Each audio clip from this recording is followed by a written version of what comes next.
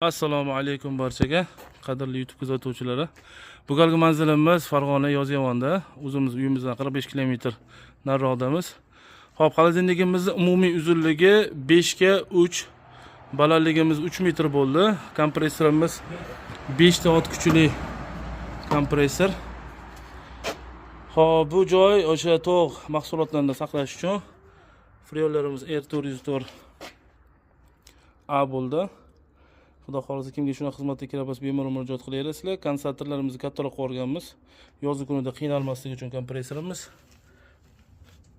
Z model minusavoy uchun mo'ljallangan. Hozir ichkaridagi harorat shunda -25 ga qo'yib tekshirib ko'rdi. Hozir -21. Ochib yuboring.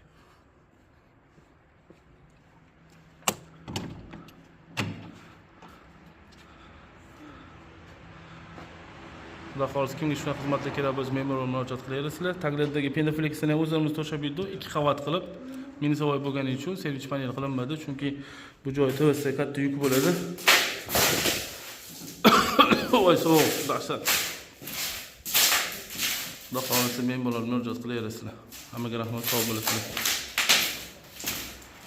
Ya bu xolodilnigimizni pulini aytib o'tadigan bo'lsak, hozir $5230 ga ham to'g'ri keldi. Mana shu 404 freonlar bilan yo'q bog'larni almashtirish bilan tuman bo'lib ketdi. Tashqari unaqa emas. Ichkaridagi haroratimiz -19. Bemalol murojaat qilaverasizlar. Magazinda minusavoy kamera qilish kerak bo'lsa.